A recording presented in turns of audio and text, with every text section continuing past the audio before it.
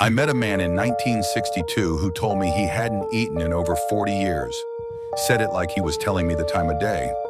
He looked healthy, rosy cheeks, bright eyes, not a single wrinkle. But his breath smelled like fresh graves and burnt hair. I was a reporter back then, still chasing stories like they'd keep me young. He said his name was Ellis Crane. Claimed he'd been born in 1899. Showed me an ID, sure enough. The ink looked too fresh.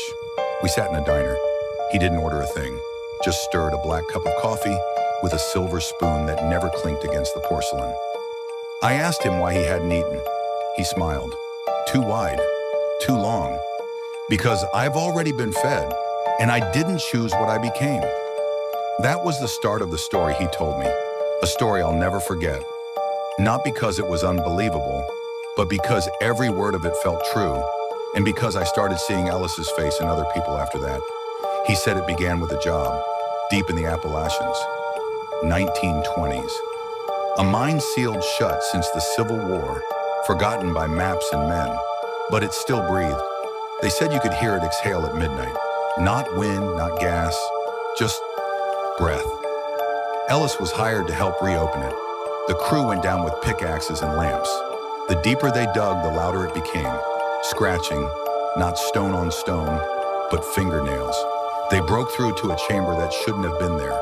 Walls covered in markings, some old, some fresh. One of the miners screamed.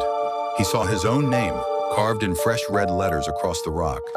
They left him down there. The next morning, the mine was silent. But Ellis, he came back alone.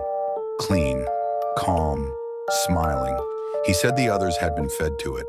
It never had a name. It didn't want worship. It wanted memory. It wanted identity. Faces, names, birthdays, stories. It ate what made you real. And in return, it gave you immortality of a sort, if you were the one who offered the rest. Ellis was never seen eating again, but people around him disappeared, quietly, without struggle, just forgotten. Like they were edited out of the world, their rooms untouched, their names missing from records. When he finished telling me, I tried to record him. My tape came out blank. My notes were smudged. He looked me in the eyes and said, "You listened too long, Harold. Now it knows your shape."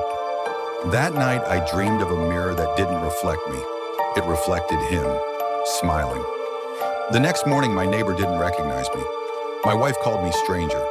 My dog growled at me. No one says my name anymore, and I can't remember my mother's face. The thing in